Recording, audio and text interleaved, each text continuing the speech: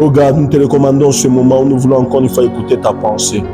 Entre tes deux saintes mains, ouvre nos cœurs, ouvre notre intelligence, que nous puissions t'écouter, nous parler et que nous puissions comprendre ta parole, ta pensée et que nos vies soient libérées, que nos vies soient changées. Au nom de Jésus-Christ, nous avons ainsi prié. Nous disons tous Amen.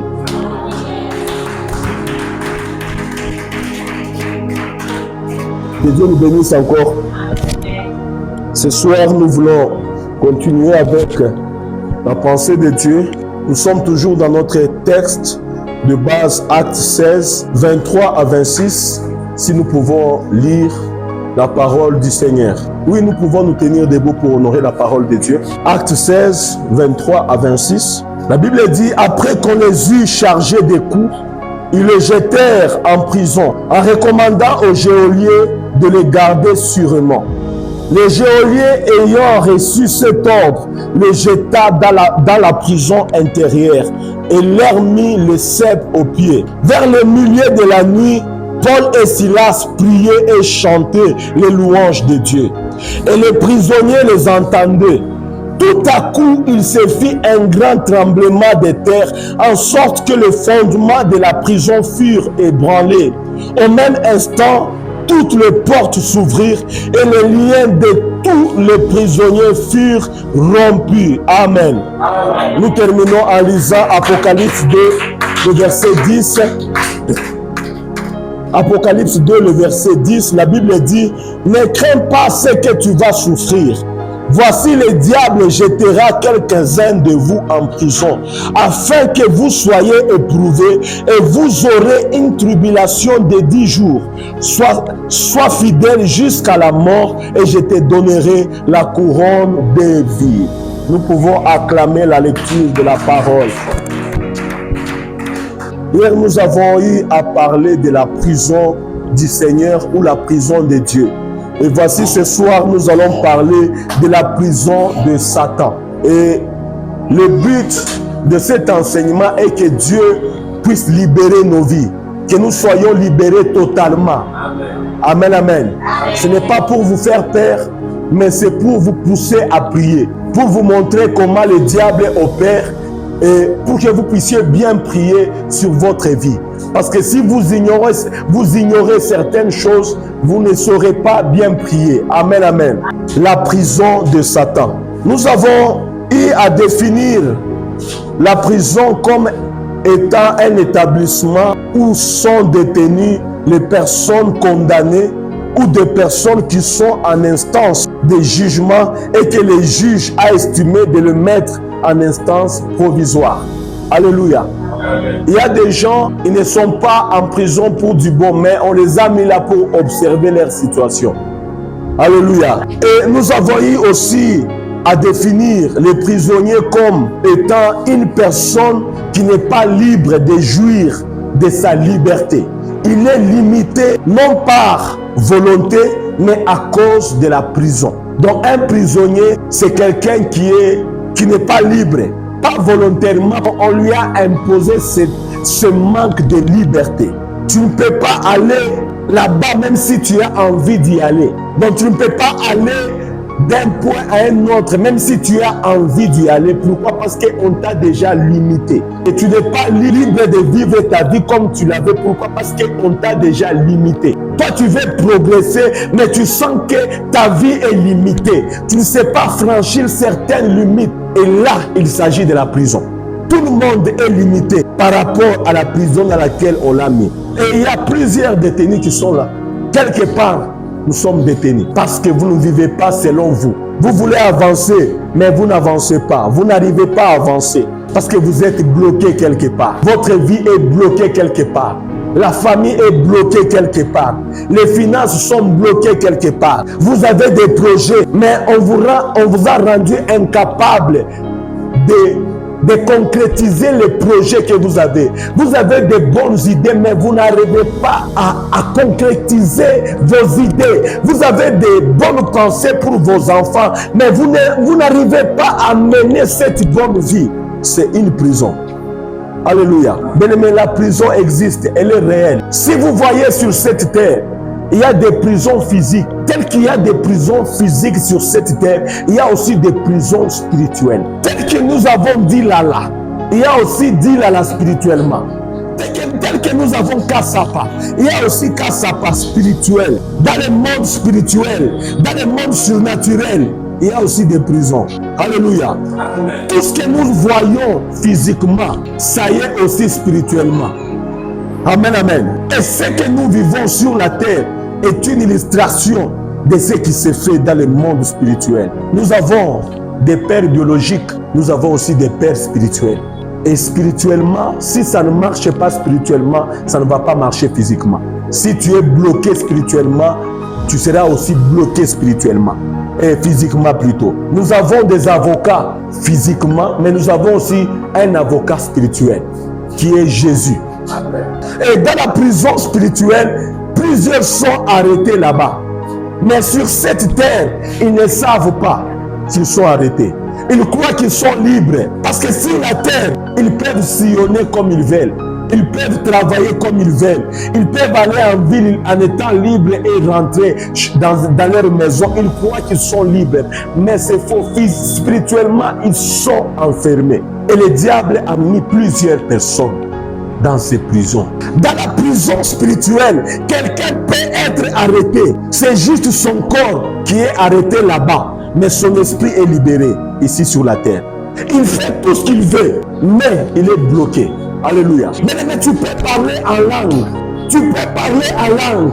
Tu peux marcher dans la sanctification. Mais aussi longtemps que tu n'es pas libéré spirituellement, ta vie ne va pas avancer. Alléluia. Il y a certaines personnes, on a déjà emprisonné son corps spirituellement. Mais il est bien spirituellement, il a déjà donné sa vie à Christ. Il parle en langue, il craint Dieu, mais son corps, tout ne marche pas. Et vous allez voir ce genre de personnes, le corps, il souffre sérieusement avec son corps.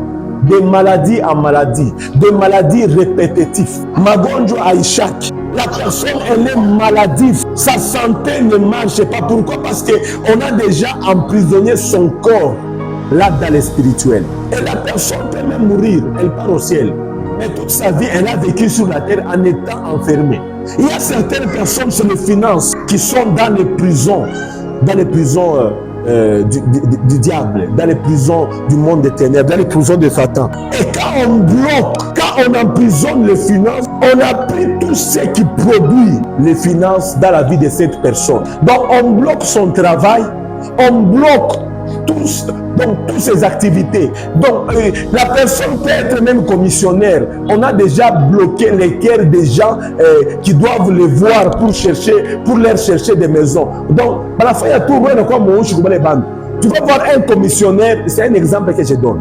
Tu vas voir un commissionnaire, alléluia. Avant, il trouvait l'argent facilement, il trouvait des marchés facilement, mais à un certain moment, on a bloqué son travail qui est de chercher les maisons pour les gens. Et les gens n'ont plus confiance en lui. Et quand la personne, les clients le voient, il se sent nerveux. Tu peux être avocat, mais le diable peut rendre le cœur de tes clients noirs. Tu es un bon avocat, tu sais plaider, tu as la matière, tu connais très bien la procédure. Mais le diable peut faire à ce que les gens ne puissent pas avoir confiance en toi. Donc quand les gens te voient, ils sentent que tu es un escroc. Alors que tu n'es pas un escroc, tu es quelqu'un qui craint Dieu. Donc quand le diable veut bloquer tes finances, et la manière de voir que tes finances sont bloquées, sont emprisonnées, c'est que toutes tes activités sont bloquées. Au travail, on ne te supporte plus. Ton chef ne te supporte pas. Et tout le temps, c'est qu'on doit te licencier. Voilà, on doit te licencier. Et quand tu sens ça, quand tu sens cette chose revenir, quelque part, tu dois chercher la délivrance de tes finances. Quand le diable a déjà emprisonné tes finances, même ton diplôme ne sera pas pris en compte. Tu peux avoir étudié à une université étrangère. Tu peux avoir étudié à Harvard. Mais parce que tu rentres au Congo et que ton diplôme, le diable bloque cela, le diable bloque ton diplôme. Mais tu peux avoir ce diplôme d'Harvard, mais tu vas aller nulle part. Tu peux avoir un CV bombé. Tu peux être intelligente à l'école, mais tu sens que rien ne marche. Au moment de l'interrogation, tu sens que, en tout cas, tu avais les réponses. C'est seulement quand tu donnes la feuille là, C'est comme si, c'est à ce moment-là que les réponses viennent. Mais quand tu avais le stylo, tu avais la feuille pour répondre, c'est comme si les réponses ont fui. Et tu sens que tu es bloqué dans ton travail. Personne ne passe plus. Personne ne passe pour te proposer, ou pour te demander des services. Quelque part, c'est les finances qui sont attaquées. Et souvent, certaines personnes, quand tu rêves, on bloque tes mains, on lie tes mains. C'est tes finances qu'on est en train de bloquer, de lier. Et tu dois chercher la délivrance. Ça se cherche. Ces jours-là, Paul et Silas, ils étaient bloqués et aux pieds et aux mains. Dans ces conditions-là, c'était la nuit. Il n'y avait personne pour les libérer. Mais le ciel était disponible à les libérer. Ils ont commencé à prier et à chanter et ils ont reçu la délivrance de leur vie. Mais la solution de ta vie, c'est dans la prière. Ne néglige pas la prière. Quand il faut prier pour la délivrance de tes finances, prie sérieusement. Et commence à voir que tes finances sont bloquées. Tu sens que tu es limité. Ça fait 3 ans que tu ne fais que recevoir le même salaire. Ça fait autant d'années. Peut-être que toi, tu ne travailles pas, mais tes parents. Alléluia. Parce qu'il y a des jeunes parmi nous. Rebecca, n'est-ce pas? Oui. Il y a des jeunes parmi nous. Nous sommes là. Mais nos parents, parfois, on sent que ça ne va pas dans la maison. On sent qu'en tout cas, les choses ont bloqué. Les choses ne marchent pas pour nos parents. Quand tu remarques ça pour tes parents, tiens-toi dans la prière. Prie pour eux. Parce que quand tes parents sont bénis, toi aussi tu es béni. Le diable prend aussi le temps d'emprisonner la santé. Et quand la santé est emprisonnée, vous allez voir que la personne, ses membres commencent à se défectuer. Les membres de son corps commencent à se défectuer. La personne est maladive. La personne devient maladive. Il y a des maladies répétitives dans votre vie. Vous êtes dans une prison de la maladie.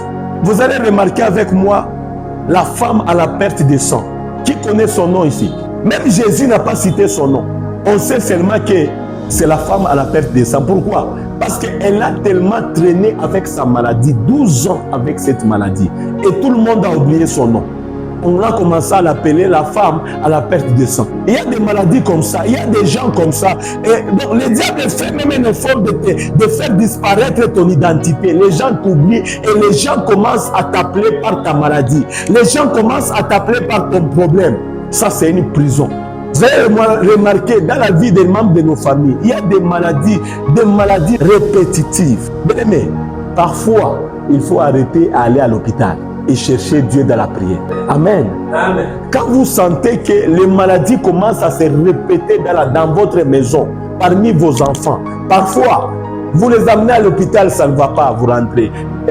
Il n'y a que des fièvres qui se répètent, des toux qui se répètent, des fièvres typhoïdes qui se répètent, la malaria qui se répète. On a guéri la personne avec les médicaments, mais vous vous rendez compte qu'après un mois, la personne retombe, rechute dans la même maladie. Et vous partez, on le fait l'examen, vous trouvez encore 3 croix. Les croix là ne diminuent jamais. La personne a toujours 3 croix de la malaria, 3 croix, 2 croix, 3 croix. Ah bien aimé, il faut chercher Dieu dans la prière. Parfois, arrêtez d'abord d'aller à l'hôpital. Cherchez Dieu dans la prière.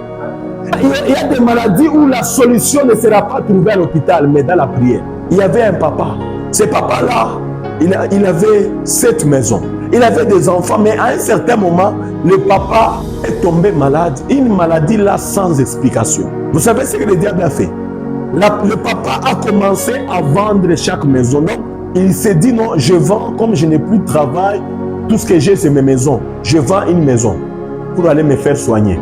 Il vend à la maison, il part en Afrique du Sud. On le soigne, il rentre au Congo, il est en bonne santé. Et à un certain moment, la maladie recommence encore. La première maison. Deuxième maison, il rechute encore. Il vend encore une autre maison. Et quand il va, il part en Afrique du Sud, il dépense tout cet argent. Et quand il rentre au Congo, il est bien, stable. La maladie est partie. Ok. Deuxième maison. Troisième maison, la même chose. Il vend encore la maison. Il part en Afrique. Mais jusqu'à arriver à la 6e maison. C'est la 6e maison, ses enfants se sont dit non. On risque de rester sans maison, sans héritage. Non, donc on amène d'abord papa à l'église. Bien aimé, on l'a amené à l'église et lui-même a dit, si il faut que je meure, je dois mourir. Mais je ne peux pas mourir et terminer toutes mes maisons qui pouvaient rester l'héritage de mes enfants, terminer toutes ces maisons à me faire soigner alors que la maladie ne fait que se répéter. Alors je décide, s'il faut que je meure, je dois mourir. Mais la maison là, la seule maison qui est restée là, je ne toucherai pas. C'est l'héritage de mes enfants. On l'a amené à l'église. On a prié pour les papas. On a prié pour les papas et jusqu'à aujourd'hui, le papa est en bonne santé. Amen. Mais 6 maisons ont été vendues. Vous voyez comment le diable fonctionne. Donc tu peux avoir ton salaire. C'est seulement quand tu as le salaire là, tu touches ton argent, que la maladie commence dans la maison. C'est seulement quand tu touches l'argent que quelqu'un meurt dans la famille. Et c'est toi le grand de la maison. C'est toi le grand de la famille. Tu dois... Et tu te rends compte que vous ne faites rien à la maison. Vous ne faites rien. Tu ne fais rien avec ton argent. Quand ça entre, ça sort rapidement. Il y a toujours des problèmes. Il y a toujours des situations difficiles. Non, telle personne est gravement malade. Non, les parents sont gravement malades. Et quand l'argent la termine, tout le monde est en bonne santé, tout le monde est en paix. Et la vie reprend. Et à la fin du mois, quand tu reçois ton salaire, l'argent et les problèmes ressurgissent. N'est-ce pas? Est-ce qu'on ne dit pas cela? Certaines choses, il faut refuser. C'est là dans la prière. Certaines maladies viennent pour prendre ton argent. Certaines maladies viennent pour te laisser en crise. Certaines maladies viennent pour te troubler. Certains problèmes viennent pour prendre ton argent. Et parfois, dans la prison du diable, nous trouvons aussi l'âme et l'esprit et le corps emprisonnés. Les autres, il y a certaines personnes, on a déjà emprisonné et son âme, et son corps, et son esprit. Et ces gens de personnes, quand vous les trouvez dans la situation-là, ils vous disent qu'en tout cas, vaut mieux que je meure. Je ne sais même pas pourquoi je vis. Seigneur, prends-moi seulement. Prends-moi. Bien aimé, que Dieu ne te prenne pas d'abord. C'est possible que Dieu délivre ces gens de personnes. Et la personne arrive à se dire, en tout cas, je suis au bout de tout. Seigneur, prends-moi. Pourquoi? Parce qu'on a emprisonné et son corps, et son âme, et son esprit. Parfois, il y a des gens où on emprisonne juste son âme. Il y a des gens qui vendent leur âme. La plupart des musiciens, ils font ça. Il y a des gens, on emprisonne juste son corps. Et il a des douleurs inexplicables. Quand on part à l'hôpital, on ne trouve pas de maladie. Mais la personne a toujours des douleurs là inexplicables. Les autres, c'est l'esprit emprisonné. Et quand le diable emprisonne son esprit, il laisse son corps. Mais c'est son esprit qui est condamné. Il peut évoluer physiquement, mais spirituellement, il n'avancera pas. Même s'il prenait des décisions d'avancer. C'est pourquoi il y a des gens, vous allez les voir, même pour progresser dans la vie de prière, c'est tout un problème. Pour progresser dans la vie de la sanctification, c'est tout un problème. Il peut prendre la décision de ne pas tomber dans un péché quelconque, mais il va se retrouver dedans. Et aujourd'hui, la plupart des jeunes sont emprisonnés par un esprit. Donc le diable vous a déjà tellement conditionné. Je peux même dire que c'est aussi une habitude. Les téléphones et les réseaux sociaux. Vous allez vous rendre compte que vous pouvez faire 6 heures du temps au téléphone, mais impossible de faire 20 minutes dans la prière. Impossible. Mais vous pouvez faire 6 heures du temps sur TikTok. Et ce que vous suivez là, il n'y a rien d'intéressant. Donc vous ne faites que zapper. Et vous allez vous rendre compte que pour payer le méga, vous le faites facilement. Mais pour donner juste 5000 francs dans l'église, c'est un problème. Mais le méga à payer pour se connecter, en tout cas, vous le faites si facilement. Et si vous pouvez compter l'argent de méga pour tous les mois, c'est beaucoup d'argent. Bien aimé, ce qui prend la place de Dieu, ce qui prend plus la place de Dieu que Dieu lui-même, c'est un péché. Ça devient de l'idolâtrie. Si le péché, si le téléphone a pris même ta vie de prière, bien aimé, c'est un péché. Ça devient ton idole. Et c'est quelque chose qu'il faut s'en débarrasser. Il faut se discipliner par rapport à cette chose. Et ce téléphone a apporté l'esprit de la masturbation. Et beaucoup de jeunes aujourd'hui, ils souffrent de cet esprit grave. C'est pourquoi ils ne persévèrent pas, ils ne montent pas dans la prière. Ils peuvent monter, mais à un certain moment, l'esprit là les réclame toujours, ça les rabaisse. Qu'est-ce que tu vois par ton téléphone? Dans ton téléphone, passant par ton téléphone. Ce sont les peu de choses que je peux citer, mais examine un peu ta vie. Qu'est-ce qui est emprisonné? Qu'est-ce qui ne marche pas dans ta vie? Qu'est-ce qui ne marche pas? Parce que la situation que tu vis, ce n'est pas la même situation que moi je vis. On a des situations différentes ou différentes. On a des situations différentes. Qu'est-ce qui ne marche pas dans ta vie? Qu'est-ce qu'on a emprisonné dans... Est-ce que c'est ta santé? C'est tes finances? c'est ton diplôme, c'est tes business, c'est ton travail. Les choses ne marchent pas. Les choses n'avancent pas. Vous sentez que dans la famille, personne n'avance, personne ne va de l'avant. Tout le monde est bloqué. Vous sentez que dans la famille, le mariage est bloqué. Pour que la personne soit peut-être mariée, il faut d'abord qu'on l'engrosse et après on peut la marier. Vous sentez que les finances, personne n'est béni dans la famille. Tout le monde passe par des moments difficiles. Il n'y a personne sur qui on peut compter. Il y a des maisons, quand vous y entrez comme ça, vous sentez même l'odeur de la souffrance. Et certains, c'est l'esprit des morts. Il y a la mort qui vous poursuit. Et la mort, on a fait tour. Aujourd'hui, après 3 mois, après 3 mois. Donc, il y a des morts successives, donc des morts qui se succèdent. Vous ne comprenez pas comment ça arrive.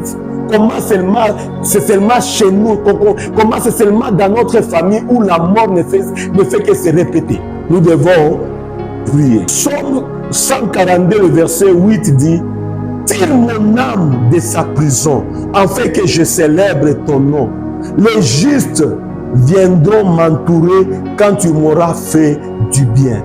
Ça, c'est David qui est en train de dire à Dieu: Seigneur, tire mon âme de sa prison.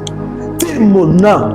Bien-aimé, c'est Dieu seul qui peut nous tirer de là où on nous a emprisonnés.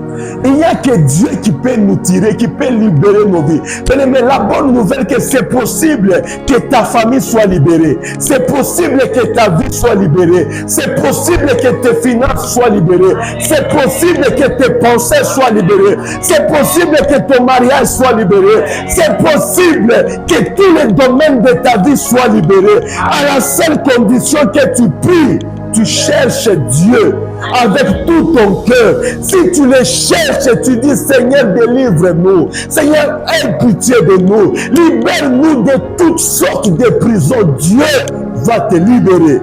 Nous devons sortir des prisons de Satan. Tout est noir dans ta vie. Tout ne marche pas. Mais c'est possible que la lumière puisse luire de nouveau. Oh, c'est possible que ceux qui détenaient ta vie puissent lâcher. C'est possible que ceux qui retenaient l'avancement de ta famille puissent vous lâcher.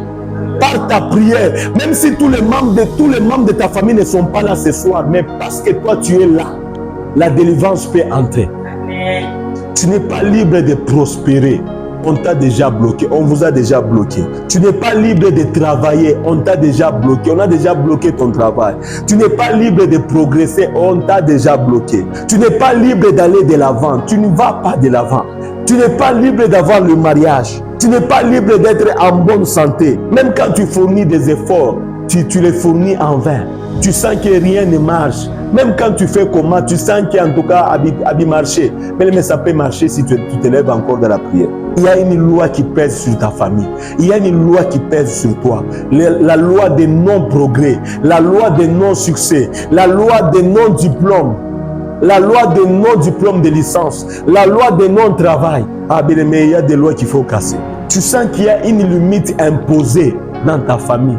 Vous sentez que vous, à moins de mbari, il y a quelque chose, il y a une force pesantère qui vous retient. Et le diable nous place en prison pour nous empêcher de servir Dieu. Et il veut que nous puissions souffrir. Alléluia. Bien-aimé, Paul avait la mission de prêcher la bonne nouvelle partout dans le monde. Et le diable savait que si il détenait Paul dans la prison et que si Paul arrivait à mourir, la mission, là, la promesse de Dieu sur la vie de Paul de prêcher partout dans le monde n'allait pas s'accomplir. Il y a des promesses sur ta vie. Il y a les promesses de Dieu sur ta vie. Mais le diable sait qu'en te maintenant dans sa prison, c'est pour empêcher les promesses de Dieu de s'accomplir dans ta vie. Bien-aimé, ce soir, tu dois te lever. Paul n'était pas resté à genoux. Paul n'était pas resté là à pleurer, à murmurer. Mais Paul s'est réveillé dans la prière. Bien-aimé, lève-toi aussi dans la prière et tu verras la main de Dieu. Tu verras la délivrance de ta vie. Tu verras la délivrance de ta famille. Et ce jour-là, c'était la nuit. La nuit, le juge était chez lui. Le procureur était chez lui. Même les avocats étaient chez eux. Ce jour-là, Paul et Silas, ils se sont retrouvés sans avocat. C'était la nuit. Et la nuit, tous les services sont bloqués. Toutes les portes des services de l'État étaient déjà fermées et scellées. Il n'y avait plus personne qui pouvaient plaider leur cause. Mais même si tu sens qu'il n'y a plus personne dans ta vie, tu sens que tu es seul, c'est quand tu es seul que tu dois crier à Dieu. Mais même si partout il n'y a plus, la Bible me dit dans le psaume que j'élève mes yeux vers les montagnes d'où ne viendra le secours. Le secours ne vient que de l'Éternel qui a créé les cieux et la terre. Même s'il n'y a personne qui peut intervenir pour ton cas, même s'il n'y a plus d'espoir pour ta vie, laisse-moi te dire, il n'est pas encore trop tard. Il y a de l'espoir. Là au ciel, le ciel n'est pas encore fermé. Le bureau du ciel n'est pas encore fermé. Dieu n'a pas fermé son bureau. Le bureau du ciel est ouvert. Dieu peut intervenir ce soir. Si tu cries, Dieu peut intervenir pour ta famille. Si tu cries, Dieu peut intervenir pour ton travail. Si tu cries, Dieu peut intervenir pour ta santé. Si tu cries, Dieu peut intervenir pour tes finances. Il n'est pas encore trop tard. Tu n'es pas seul, même si les hommes t'ont abandonné, même s'il n'y a plus personne pour plaider ta cause. Là au ciel, il y a quelqu'un. Dieu peut nous délivrer. Dieu peut nous libérer. Alléluia. Nous voulons prier. Ce soir, je m'arrête par là. Mais la prochaine fois, nous allons parler des causes de l'emprisonnement. Il y a des causes qui ont fait que nous puissions être emprisonnés. Il y a des causes qui ont fait que nos familles soient emprisonnées. Il y a des causes qui ont fait que nos vies puissent se retrouver dans l'emprisonnement du diable. Et nous allons parler de ça prochainement, les causes de l'emprisonnement. Mais ce soir, nous voulons prier pour la libération de nos vies. Amen, amen. Amen. Si nous pouvons encore une fois nous tenir debout, je vous ai dit qu'il y a encore de l'espoir. Mais maisha yako wewe mmoja unapaswa kurudishikia buchungu. Angalia familia yako, est-ce que munenda kumbele? Angalia bapara yako, est-ce que munenda kumbele? Angalia santé yako, est-ce que uko en bonne santé ou bien tu ne fais que souffrir? Magonjwa aishe pak. Regarde dans tes songes, est-ce que même dans le rêve, est-ce que tu rêves bien? Parfois, tu rêves que tu es enfermé. Tu rêves qu'il y a l'esprit des morts qui t'attaque. Tu rêves que tu es attaqué. Mais ce soir, cherche la délivrance de ta vie. Nous voulons crier à Dieu. La Bible me dit que Paul et Silas, ils priaient et chantaient les louanges de l'Éternel. La première des choses, ils priaient. Et la Bible dit, pendant qu'ils priaient, il y a eu un tremblement de terre. Mais ce soir, nous voulons prier que Dieu puisse secouer nos familles. Que Dieu puisse secouer les sorciers de nos vies. Que Dieu puisse secouer les sorciers de nos familles par sa puissance. Monde à ténèbres, il tremble, il peut secouer. Alléluia. Pour les côtés bareka maisha yako, prison il peut secouer. Pour les côtés bareka finance ya maisha yenu, prison il peut secouer. Mungu alete secousse. Kama Mungu anatenkesha bintu bitapomoka. Kama Mungu anatenkesha bintu bitafunguka. Kama Mungu anatenkesha bintu, maisha yako itafunguka. Butumishi wako butafunguka. Finance yako itafunguka. Kazi yako itafunguka. Maafari itafunguka. Na business yako itafunguka. Mbele Mungu tunapenda tuombe Mungu asekue. Tremblement ifanyike dans le monde des ténèbres. Et que maisha yako ifunguke. Nous élevons nos voix et nous prions au nom de Jésus. Prions au nom de Jésus. Prions au nom de Jésus. Prions.